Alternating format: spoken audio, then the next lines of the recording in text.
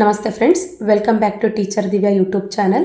ಸ್ನೇಹಿತರೆ, ಇಂದಿನ ಈ ಒಂದು ವಿಡಿಯೋದಲ್ಲಿ 4ನೇ ತರಗತಿ ಬೈಲಿಂಗಲ್ಲು ಇಂಗ್ಲೀಷ್ ಆ್ಯಂಡ್ ಕನ್ನಡ ವಿಷಯಕ್ಕೆ ಸಂಬಂಧಿಸಿದಂತೆ ಇಲಾಖೆ ವತಿಯಿಂದ ಏನು ರಿವೈಸ್ಡ್ ಟೆಕ್ಸ್ಟ್ ಬುಕ್ ಬಂದಿದೆಯಲ್ಲ, ಇದರಲ್ಲಿ ಕನ್ನಡ ಮತ್ತು ಇಂಗ್ಲೀಷ್ ಎರಡೂ ಭಾಷೆಗಳನ್ನು ಕೂಡ ಈ ಒಂದು ಪಠ್ಯಪುಸ್ತಕ ಒಳಗೊಂಡಿದೆ. ಸೊ ಎನ್ವಿರಾನ್ಮೆಂಟಲ್ ಸ್ಟಡೀಸ್ ಎನ್ನುವಂಥ ಈ ಒಂದು ವಿಷಯಕ್ಕೆ ಸಂಬಂಧಿಸಿದಂತೆ 3ನೇ ಘಟಕವಾದ lesson 3 go around the forest ಎನ್ನುವಂಥ ಪಾಠಕ್ಕೆ ಸಂಬಂಧಿಸಿದಂತೆ ಪಾಠದ ಎಲ್ಲ ಅಭ್ಯಾಸ ಚಟುವಟಿಕೆಗಳನ್ನ ಹಾಗೂ ಪ್ರಶ್ನೋತ್ತರಗಳನ್ನ ನೋಡ್ತಾ ಹೋಗೋಣ ಸ್ನೇಹಿತರೆ. ಇಲ್ಲಿ ನೋಡಿ, lesson 3 go around the forest. ನೋಡಿ, lesson 3 go around the forest ಈ ಒಂದು ಚಾಪ್ಟರಿಗೆ ಸಂಬಂಧಪಟ್ಟಂತೆ ನೋಡ್ತಾ ಹೋಗೋಣ.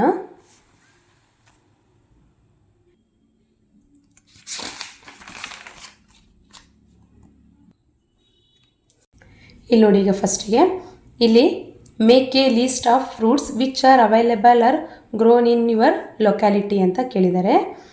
ಅಂದರೆ ನಿನ್ನ ಊರಿನ ಬಳಿ ಸಿಗುವ ಅಥವಾ ಬೆಳೆಯುವ ಹಣ್ಣುಗಳನ್ನು ಪಟ್ಟಿ ಮಾಡು ಅಂತ ಕೇಳಿದ್ದಾರೆ.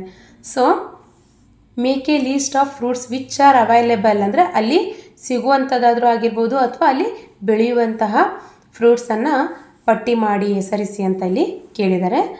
ಸೊ ನಾವಿಲ್ಲಿ ನೋಡ್ತಾ ಹೋಗೋಣ. ಇಲ್ಲಿ ನೋಡಿ, ಇಲ್ಲಿ mango, banana, papaya, guava, coconut. ಅಂದರೆ ಮ್ಯಾಂಗೋ ಅಂದರೆ ಮಾವು, ಬಾಳೆಹಣ್ಣು, ಪಪಾಯ, ಗೋವಾ ಅಂದರೆ ಪೇರಳೆ ಹಣ್ಣು, ತೆಂಗಿನ ಕಾಯಿ, ಕೋಕೋನಟ್ ಅಂದರೆ ತೆಂಗಿನ ಕಾಯಿ. ಇಲ್ಲಿ ನೋಡಿ, ಈ ಒಂದು ಕ್ವಶನಿಗೆ ಇಲ್ಲಿ ಬರೆದಿದ್ದೀನಿ. ಮ್ಯಾಂಗೋ, ಬನಾನಾ ಆಗಿರ್ಬೋದು, ಪಪಾಯ ಆಗಿರ್ಬೋದು, ಗೋವಾ ಆಗಿರ್ಬೋದು, coconut, orange, watermelon, apple, pomegranate ಮತ್ತು ಗ್ರೇಪ್ಸ್. ಸೊ ಇಲ್ಲಿ 10 ಹಣ್ಣುಗಳ ಹೆಸರುಗಳನ್ನು ಕೂಡ ಇಲ್ಲಿ ಬರೆದಿದ್ದೀನಿ. ಇಲ್ಲಿ 10 ಖಾಲಿ ಜಾಗಗಳನ್ನ ಕೊಟ್ಟಿದ್ದಾರೆ. ಸೊ ಇಲ್ಲಿ ಕನ್ನಡ ಇಂಗ್ಲೀಷ್ ಎರಡರಲ್ಲೂ ಬರೆದ್ರೆ ಜಾಗ ಆಗೋದಿಲ್ಲ ಅನ್ನೋ ಕಾರಣಕ್ಕೆ ಇನ್ನು ಉಳಿದಂಥದ್ದನ್ನು ಟೋಟಲ್ ಆಗಿ ಇಲ್ಲಿ 1 2 3 4 5 6 7 8 9 10 ಹಣ್ಣುಗಳನ್ನು ಕೂಡ ಇಲ್ಲಿ ಬರೆದಿದ್ದೀನಿ. ಇಲ್ಲಿ ಕ್ವಶನ್ ಇಂಗ್ಲೀಷಲ್ಲೂ ಇದೆ, ಕನ್ನಡದಲ್ಲೂ ಇದೆ. ಆನ್ಸರು ಕೂಡ ಕನ್ನಡ ಇಂಗ್ಲೀಷ್ ಎರಡರಲ್ಲೂ ಇದೆ ಇಲ್ಲಿ. ಈಗ ನೆಕ್ಸ್ಟ್ ನೋಡೋಣ. In your previous classes you have learned about the trees. ಅಂದರೆ ನಿಮ್ಮ ಈ ಹಿಂದಿನ ತರಗತಿಗಳಲ್ಲಿ ನೀವು ಮರಗಳ ಬಗ್ಗೆ ತಿಳ್ಕೊಂಡಿರ್ತೀರಿ. Name 10 trees that grown in your place. Do this trees grown in the forest also. Know from your elders. ಅಂದರೆ ಹಿಂದಿನ ತರಗತಿಗಳಲ್ಲಿ ನೀವೇನು ಮಾಡಿರ್ತೀರಿ, ಮರಗಳ ಬಗ್ಗೆ ತಿಳ್ಕೊಂಡಿರ್ತೀರಿ. ಸೊ ನಿನ್ನ ಊರಿನಲ್ಲಿ ಬೆಳೆಯುವ 10 ಮರಗಳ ಹೆಸರುಗಳನ್ನ ಬರೆ. ಈ ಮರಗಳು ಕಾಡಿನಲ್ಲಿ ಬೆಳೆಯುತ್ತವೆಯೇ? ಹಿರಿಯರೊಡನೆ ಕೇಳಿ ತಿಳಿದುಕೋ ಅಂತೇಳಿ ಕೊಟ್ಟಿದ್ದಾರೆ. ಸೊ ಇಲ್ಲಿ ನೋಡಿ, ಇಲ್ಲಿ do this trees grown in the forest also. Know from your elders, ಹಿರಿಯರಿಂದ ಕೇಳಿ ತಿಳಿದುಕೋ ಅಂತ ಕೊಟ್ಟಿದ್ದಾರೆ. ಸೊ ಇಲ್ಲಿ ಆನ್ಸರ್ ನೋಡ್ತಾ ಹೋಗೋಣ. ಇಲ್ಲಿ ನೋಡಿ,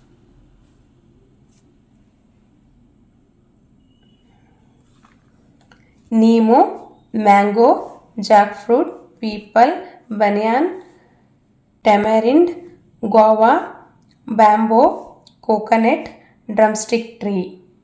ಸೊ ಇಲ್ಲಿ ಬೇವು, ಮಾವು, ಹಲಸಿನ ಹಣ್ಣು, ಅಶ್ವತ್ಥ, ಆಲದ ಮರ, ಹುಣಸೆ ಹಣ್ಣು, ಪೇರಳೆ ಹಣ್ಣು, ಬಿದಿರು, ತೆಂಗಿನಕಾಯಿ, ನುಗ್ಗೆಕಾಯಿ ಮರ. ಸರಿನಾ? ನೆಕ್ಸ್ಟು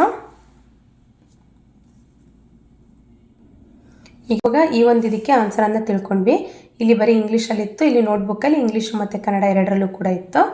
ನೆಕ್ಸ್ಟ್ ನೋಡೋಣ. ನೆಕ್ಸ್ಟ್ ಏನಂತ ಕೇಳಿದ್ದಾರೆ, ಇಲ್ಲಿ ನೋಡಿ, ಇಲ್ಲಿ make a list of 5 trees that grown in your place and in the forest. ಅಂದರೆ ಸಾಮಾನ್ಯವಾಗಿ ನಿನ್ನ ಊರಿನಲ್ಲಿ ಕಂಡುಬರುವ ಹಾಗೂ ಕಾಡಿನಲ್ಲಿ ಕಂಡುಬರುವ 5 ಮರಗಳ ಹೆಸರುಗಳನ್ನು ಬರೆ ಅಂತ ಕೇಳಿದ್ದಾರೆ. ಸೊ ಈ ಕಾಲಮಲ್ಲಿ 2 ಕಾಲಮನ್ನು ಕೊಟ್ಟಿದ್ದಾರೆ. ಸೊ ಈ ಕಾಲಮಲ್ಲಿ ಏನಿದೆ ನೋಡಿ, ಇಲ್ಲಿ trees that grown in your place, ನಿನ್ನ ಊರಿನಲ್ಲಿ ಕಂಡುಬರುವ ಮರಗಳು. Trees that grown in the forest ಅಂದರೆ ಕಾಡಿನಲ್ಲಿ ಬೆಳೆಯುವ ಮರಗಳು. ಈಗ ನೋಡೋಣ, ಊರಿನಲ್ಲಿ ಕಂಡುಬರುವಂಥ ಮರಗಳ ಬಗ್ಗೆ ನೋಡೋಣ. Mango, coconut, guava, banana, neem. ಮಾವು, ತೆಂಗಿನ ಮರ, ಸೀಬೆ ಅಥವಾ ಇದನ್ನೇನಂತ ಕರಿತೀವಿ, ಪೇರಳೆ ಹಣ್ಣು ಅಂತಲೂ ಕೂಡ ಕರಿತೀವಿ, ಬಾಳೆಹಣ್ಣು, ಬೇವು. ನೆಕ್ಸ್ಟು ಕಾಡಿನಲ್ಲಿ ಬೆಳೆಯುವ ಮರಗಳನ್ನ ನೋಡ್ತಾ ಹೋಗೋಣ. ಬ್ಯಾಂಬೋ, ಟೀಕ್, ಸ್ಯಾಂಡಲ್ವುಡ್, ರೋಸ್ವುಡ್, ಸಾಲ್. ಇದಕ್ಕೆ ಆನ್ಸರನ್ನು ನೋಡಿದ್ದೀವಿ. ಈಗ ನೆಕ್ಸ್ಟ್ ನೋಡೋಣ. ನೆಕ್ಸ್ಟ್ ನೋಡಿ, ಇಲ್ಲಿ ನೆಕ್ಸ್ಟ್ ಪೇಜಲ್ಲಿ ಏನಂತ ಕೇಳಿದ್ದಾರೆ ಇಲ್ಲಿ. Observe the trees in the pictures, right 2 uses of each tree in the space given, take the help of elders. ಅಂದರೆ ಈ ಕೆಳಗಿನ ಚಿತ್ರಗಳಿರುವ ಮರಗಳನ್ನು ಗಮನಿಸಿಬಿಟ್ಟು ಅವುಗಳ 2 ಉಪಯೋಗಗಳನ್ನು 2 ಯೂಸಸ್ಸನ್ನು ಬರಿಬೇಕು ಅಂತ ಕೇಳಿದ್ದಾರೆ. ಸರಿನಾ? ಹಾಗಾದರೆ ಒಂದೊಂದೇ ನೋಡ್ತಾ ಹೋಗೋಣ. ಇಲ್ಲಿ ನೋಡಿ, ಇಲ್ಲಿ ಟೀಕ್ ವುಡ್ ಟ್ರೀ ಅಂದರೆ ತೇಗದ ಮರ. ಸೊ ಇಲ್ಲಿ 2 ಯೂಸಸ್ಸನ್ನು ಬರೆದುಬಿಟ್ರೆ ಇಲ್ಲಿ ಕನ್ನಡದಲ್ಲಿ ಬರೀಲಿಕ್ಕೆ ಜಾಗ ಇಲ್ಲ. ಸೊ ಹಾಗಾಗಿ ನೋಟ್ಬುಕ್ಕಲ್ಲಿ ಬರೆದಿದ್ದೀನಿ ನಾನು, ಅದನ್ನು ನೋಡ್ತಾ ಹೋಗೋಣ. ಇಲ್ಲಿ ನೋಡಿ, ಒಂದು ಟೀಕ್ ವುಡ್ ಟ್ರೀ. ಫಸ್ಟ್ನೇದು ಯೂಸಸ್ ನೋಡೋಣ. Its wood is used for making furniture. ಅಂದರೆ ಇದರ ಮರದಿಂದ ಪೀಠೋಪಕರಣಗಳನ್ನು, ಫರ್ನಿಚರ್ ಅಂದ್ರೇನು, ಪೀಠೋಪಕರಣಗಳನ್ನು ಮಾಡುತ್ತಾರೆ. ಸೆಕೆಂಡ್ ಒನ್ ಯೂಸ್ ನೋಡೋಣ. ಇಲ್ಲಿ it is used in building houses and doors. ಅಂದರೆ ಮನೆಗಳು ಮತ್ತು ಬಾಗಿಲುಗಳ ನಿರ್ಮಾಣಕ್ಕೆ ಏನು ಮಾಡ್ತಾರೆ, ಉಪಯೋಗಿಸುತ್ತಾರೆ. ನೆಕ್ಸ್ಟ್ ನೋಡೋಣ. ಇಲ್ಲಿ ಎರಡನೇದೇನಿದೆ, ಸ್ಯಾಂಡಲ್ವುಡ್ ಟ್ರೀ ಅಂದರೆ ಶ್ರೀಗಂಧದ ಮರ. ಇಲ್ಲಿ ನೋಡಿ, ಇಲ್ಲಿ ಸ್ಯಾಂಡಲ್ವುಡ್ ಟ್ರೀ ಶ್ರೀಗಂಧದ ಮರ. ಇಲ್ಲಿ ನೋಡಿ, ಫಸ್ಟ್ ಯೂಸಸ್ ನೋಡೋಣ. Its wood is used for making perfume. ಅಂದರೆ ಇದರ ಮರದಿಂದ ಏನು ಮಾಡ್ತಾರೆ, ಸುಗಂಧ ದ್ರವ್ಯಗಳನ್ನು ಮಾಡ್ತಾರೆ. ನೆಕ್ಸ್ಟ್ ನೋಡೋಣ. ಎರಡನೇದು, it is used in making medicines. ಅಂದರೆ ಔಷಧಿಗಳನ್ನ ತಯಾರಿಸಲು ಕೂಡ ಯಾವುದನ್ನು, ಸ್ಯಾಂಡಲ್ವುಡ್ ಅಂದರೆ ಶ್ರೀಗಂಧದ ಮರವನ್ನು ಬಳಸ್ತಾರೆ. ನೆಕ್ಸ್ಟ್ ನೋಡೋಣ. ಜಾಂಬೂ ಟ್ರೀ ಅಂದರೆ ನೇರಳೆ ಮರ. ನೋಡಿ, ಇಲ್ಲಿ ಯೂಸಸ್ ನೋಡೋಣ. It is fruits are good for health. ಇದರ ಹಣ್ಣುಗಳು ಆರೋಗ್ಯಕ್ಕೆ ಒಳ್ಳೆಯದು. Next, it gives shade and coolness. ಅಂದರೆ ಇದು ನೆರಳು ಮತ್ತು ತಂಪನ್ನು ನೀಡುತ್ತೆ. ಯಾವುದು, ನೇರಳೆ ಮರ.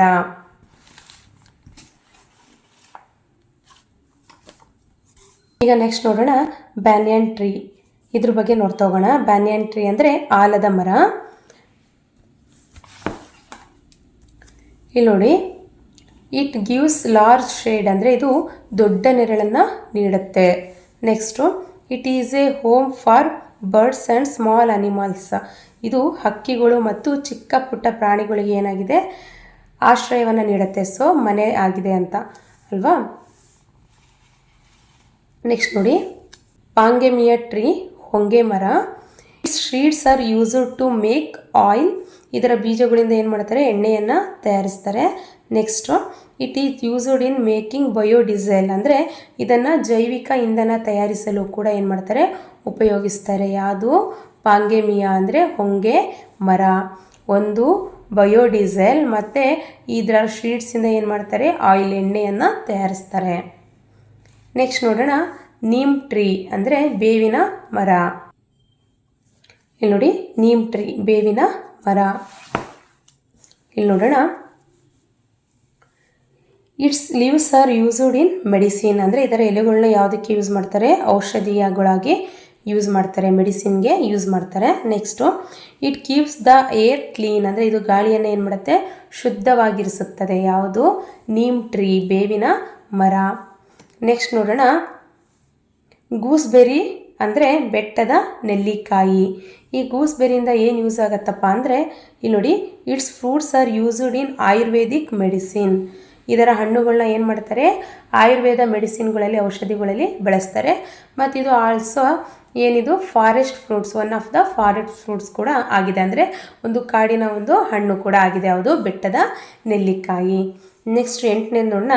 ಬ್ಯಾಂಬೋ ಅಂದರೆ ಬಿದಿರು. It is used for making basket and houses. So ಈ ಬ್ಯಾಂಬೋ, ಈ ಬಿದಿರನ್ನು ಏನು ಮಾಡ್ತಾರೆ, ಪುಟ್ಟಿಗಳನ್ನು ತಯಾರಿಸಲು, ಹಾಗೆ ಗೃಹ ನಿರ್ಮಾಣದಲ್ಲಿ, ಮನೆಯನ್ನು ಕಟ್ಟಕ್ಕೆ ಗೃಹ ನಿರ್ಮಾಣದ ಕೆಲಸಗಳಲ್ಲಿ ಯಾವುದನ್ನು ಬಳಸ್ತಾರೆ, ಈ ಬಿದಿರನ್ನು ಬಳಸ್ತಾರೆ. ನೋಡಿದ್ರಲ್ಲ, ಈಗ ಇವಿಷ್ಟಕ್ಕೂ ಕೂಡ ಆನ್ಸರನ್ನು ನೋಡ್ತಾ ಹೋಗಿದ್ದೀವಿ. ಈಗ ನೆಕ್ಸ್ಟ್ ನೋಡೋಣ. You already know the things ಅಬ್ಸ್ಟ್ರೈನ್ from the forest. What will happen if the forest is destroyed? Think and answer. ಅಂದರೆ ಕಾಡುಗಳಿಂದ ನಮಗೆ ಏನೆಲ್ಲ ವಸ್ತುಗಳು ದೊರೆಯುತ್ತವೆ ಅಂತ ಆಲ್ರೆಡಿ ಈಗ ನೀನು ಇದರಲ್ಲಿ ತಿಳ್ಕೊಂಡಿದ್ಯಾ ಅಲ್ವಾ. ಆದರೆ ಕಾಡನ್ನು ನಾಶ ಮಾಡುವುದರಿಂದ ಏನಾಗಬಹುದು ಎಂದು ಯೋಚಿಸಿ ಉತ್ತರಿಸು ಅಂತ ಇಲ್ಲಿ ಕೇಳಿದ್ದಾರೆ. ಸೊ ಇದಕ್ಕೆ ಆನ್ಸರನ್ನು ನೋಡ್ತಾ ಹೋಗೋಣ.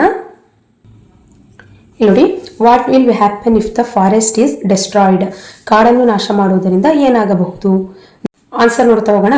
If forest are destroyed there will be less rainfall, soil erosion will increase, the temperature will rise, and many animals and plants will lose their habitats.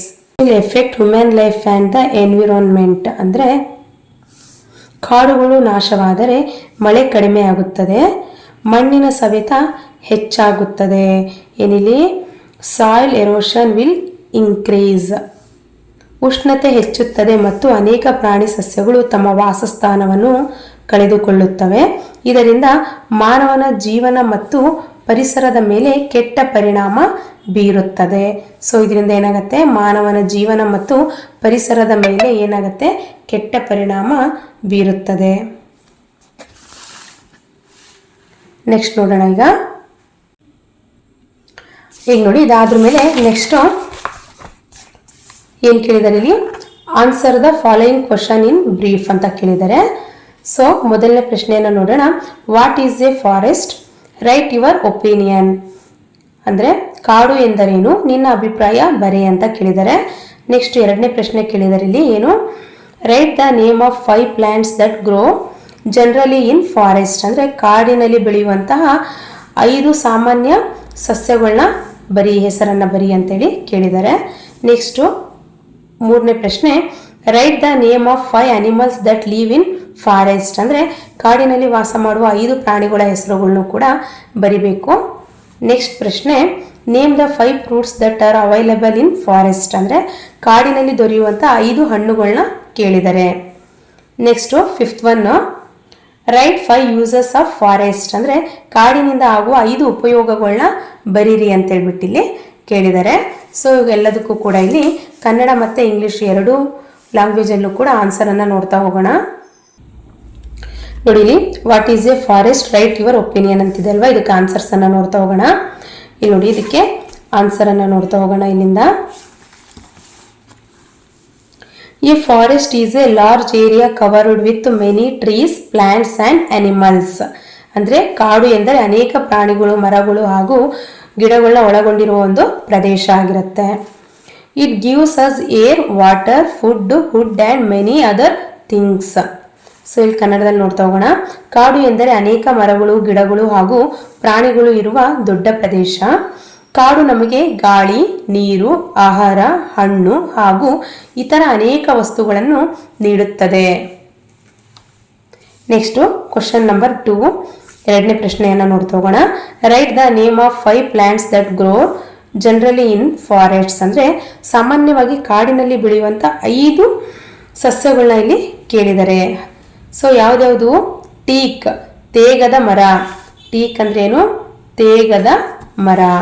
Next ನೋಡಿ ಇಲ್ಲಿ ಸ್ಯಾಂಡಲ್ವುಡ್, ಶ್ರೀಗಂಧದ ಮರ. ನೆಕ್ಸ್ಟು ಬ್ಯಾಂಬೋ ಅಂದರೆ ಬಿದಿರು, banyan ಅಂದರೆ ಆಲದ ಮರ, ನೀಮ್ ಬೇವು. ಸರಿನಾ. ಎರಡನೇ ಪ್ರಶ್ನೆಗೆ ಆನ್ಸರನ್ನು ನೋಡಿದ್ದೀವಿ. ನೆಕ್ಸ್ಟ್ ನೋಡೋಣ. ಈಗ ಮೂರನೇ ಪ್ರಶ್ನೆ, right the name of 5 animals that live in forest. ಅಂದರೆ ಕಾಡಿನಲ್ಲಿ ವಾಸಿಸುವ 5 ಪ್ರಾಣಿಗಳ ಹೆಸರುಗಳನ್ನು ಬರೆಯಿರಿ. ಒಂದು ಎಲಿಫೆಂಟ್ ಅಂದರೆ ಆನೆ, ಟೈಗರ್ ಹುಲಿ, ಡೀರ್ ಅಂದರೆ ಜಿಂಕೆ, ಮಂಕಿ ಮೀನ್ಸ್ ಕೋತಿ, ಲಯನ್ ಸಿಂಹ, ಬಿಯರ್ ಅಂದರೆ ಕರಡಿ. ಸೊ ಇವಿಷ್ಟು ಏನು ಕಾಡಿನಲ್ಲಿ ವಾಸಿಸುವಂಥ 5 ಪ್ರಾಣಿಗಳ ಹೆಸರನ್ನು ಕೇಳಿದ್ದಾರೆ. 4ನೇ ಪ್ರಶ್ನೆಯನ್ನು ನೋಡೋಣ. ಇಲ್ಲಿ ನೋಡಿ, name 5 fruits that are available in forest. ಅಂದರೆ ಕಾಡಿನಲ್ಲಿ ದೊರೆಯುವ 5 ಹಣ್ಣುಗಳ ಹೆಸರುಗಳನ್ನು ಬರೆಯಿರಿ. ಒಂದು ಜಾಕ್ ಫ್ರೂಟ್ ಅಂದರೆ ಹಲಸು, ಮ್ಯಾಂಗೋ ಮಾವು, ಗ್ವಾವಾ ಸೀಬೆ ಅಥವಾ ಪೇರಳೆ ಹಣ್ಣು, ಆಂಬ್ಲ ನೆಲ್ಲಿಕಾಯಿ, ಜಾಮೂನ್ ಏನಿದು ನೇರಳೆ ಹಣ್ಣು. ಸೊ 4ನೇ ಪ್ರಶ್ನೆಗೂ ಕೂಡ ಉತ್ತರವನ್ನು ತಿಳ್ಕೊಂಡ್ವಿ. ನೆಕ್ಸ್ಟ್ ಈಗ ಪ್ರಶ್ನೆ 5 ನೋಡೋಣ. Right 5 uses of forest. One ನೋಡೋಣ ಇಲ್ಲಿ ಯೂಸಸ್. ಫಸ್ಟ್ ಒನ್ ಯೂಸಸ್ ನೋಡೋಣ. Forest give us oxygen and clean air. ಅಂದರೆ ಕಾಡುಗಳು ಆಮ್ಲಜನಕ ಮತ್ತು ಶುದ್ಧವಾದ ಗಾಳಿಯನ್ನು ನೀಡುತ್ತವೆ. Next they provide fruits, flowers, medicines and food. ಕಾಡುಗಳು ಹಣ್ಣು, ಹೂವು, ಔಷಧಿ ಮತ್ತು ಆಹಾರವನ್ನು ನೀಡುತ್ತವೆ. ಸೊ ಎರಡನೇ ಪಾಯಿಂಟ್ ಅನ್ನು ನೋಡಿದ್ವಿ. ನೆಕ್ಸ್ಟ್ ಥರ್ಡ್ ಪಾಯಿಂಟ್ ನೋಡೋಣ. We get wood, timber and fuel from forest. ಅಂದರೆ ಕಾಡುಗಳಿಂದ ನಾವು ಮರದ ಸಾಮಗ್ರಿ ಮತ್ತು ಇಂಧನವನ್ನು ಪಡೆಯುತ್ತೇವೆ. ಸೊ ಮೂರನೇ ಪಾಯಿಂಟ್ ಅನ್ನು ಕೂಡ ನೋಡಾಯ್ತು. ಈಗ ಪಾಯಿಂಟ್ ನಂಬರ್ 4. ಈಗ ಫೋರ್ತ್ ಒನ್ ನೋಡೋಣ. Forest bring rain and protect soil from erosion. ಅಂದರೆ ಕಾಡುಗಳು ಮಳೆಯನ್ನು ತರಿಸಿ ಮಣ್ಣಿನ ಸವಕಳಿಯನ್ನು ಏನು ಮಾಡ್ತವೆ, ತಡೆಯುತ್ತವೆ. ನೆಕ್ಸ್ಟು ಫಿಫ್ತ್ ಒನ್ ಪಾಯಿಂಟ್ ಅನ್ನು ನೋಡೋಣ. Forest are home for wild animals and maintain balance in nature. ಅಂದರೆ ಕಾಡುಗಳು ಕಾಡು ಪ್ರಾಣಿಗಳಿಗೆ ಆಶ್ರಯ ತಾಣವಾಗಿದ್ದು, ಅಂದರೆ ಆಶ್ರಯವಾಗಿದ್ದು ಪ್ರಕೃತಿಯಲ್ಲಿ ಸಮತೋಲನವನ್ನು ಏನು ಮಾಡ್ತೀವಿ, ಕಾಪಾಡುತ್ತವೆ. ಅಂದರೆ ಮೈಂಟೈನ್ ಬ್ಯಾಲೆನ್ಸ್ ಇನ್ ನೇಚರ್ ಅಂದರೆ ಪ್ರಕೃತಿಯಲ್ಲಿ ಏನು ಮಾಡುತ್ತಿದ್ದು, ಸಮತೋಲನವನ್ನು ಕಾಪಾಡಿಕೊಳ್ಳುತ್ತೆ. ಯಾವುದು, ಕಾಡುಗಳು. ಸೊ ಈಗ 5 ಪಾಯಿಂಟನ್ನು ಕೂಡ ನಾವೇನು ಮಾಡಿದ್ದೀವಿ, ತಿಳ್ಕೊಂಡಿದ್ದೀವಿ. ನೋಡಿ ಇಲ್ಲಿ first, second point, third, fourth, fifth ಉತ್ತರಗಳನ್ನ ಸಂಪೂರ್ಣವಾಗಿ ನೋಡಿದ್ದೀವಿ. ಈಗ ನೆಕ್ಸ್ಟ್ ನೋಡೋಣ. ಇಲ್ಲಿ ನೋಡಿ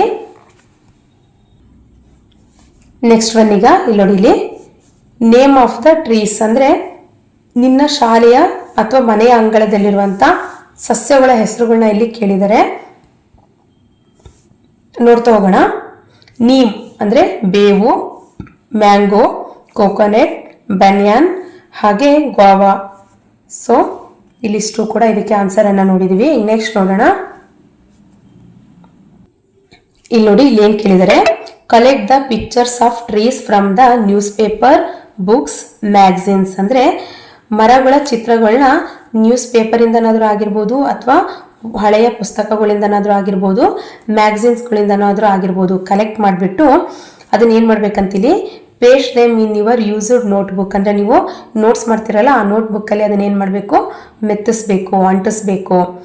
ಅದಾದ್ರ ಮೇಲೆ then collect and write the information about those trees. ಅಂದರೆ ಅದನ್ನ ಪೇಸ್ಟ್ ಮಾಡ್ತೀವಲ್ಲ, ಅಂಟಿಸಾದ್ರ ಮೇಲೆ ಅದ್ರ ಬಗ್ಗೆ ಏನು ಮಾಡಬೇಕು, ಇನ್ಫಾರ್ಮೇಶನ್, ಮಾಹಿತಿಯನ್ನು ಕಲೆಕ್ಟ್ ಮಾಡಿ ಅದನ್ನಲ್ಲಿ ಬರಿಬೇಕಾಗತ್ತೆ.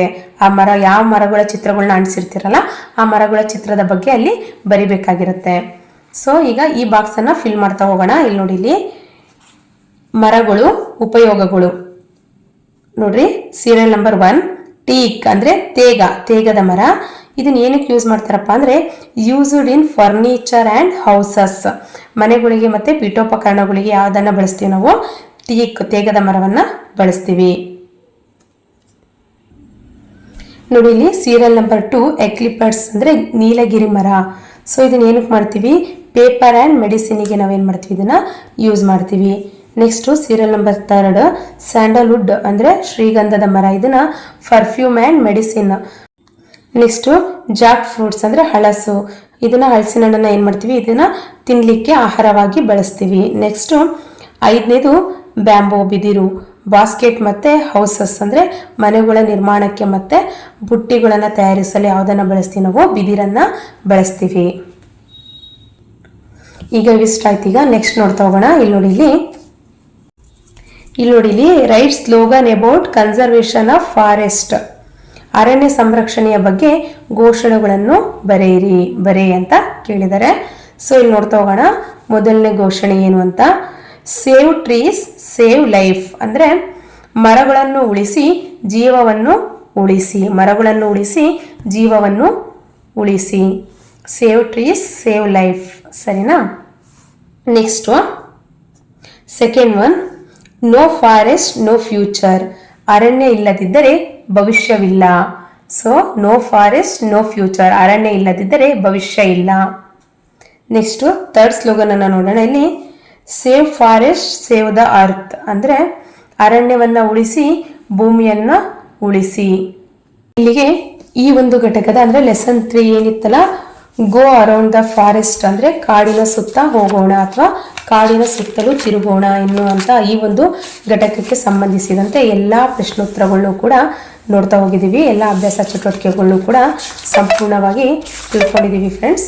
ಸೊ ಇಂದಿನ ಈ ಒಂದು ಮಾಹಿತಿ ಇಷ್ಟವಾಗಿದ್ದರೆ ಯಾರಿನ್ನೂ ಈ ಚಾನೆಲನ್ನು ಸಬ್ಸ್ಕ್ರೈಬ್ ಮಾಡ್ಕೊಳ್ಳದೆ ನೋಡ್ತಿರ್ತೀರಿ ದಯಮಾಡಿ ಸಬ್ಸ್ಕ್ರೈಬ್ ಮಾಡ್ಕೊಳ್ಳಿ. ಹಾಗೆ ಲೈಕ್ ಮಾಡೋದನ್ನು ಕೂಡ ಮರಿಬೇಡಿ. ಧನ್ಯವಾದಗಳು.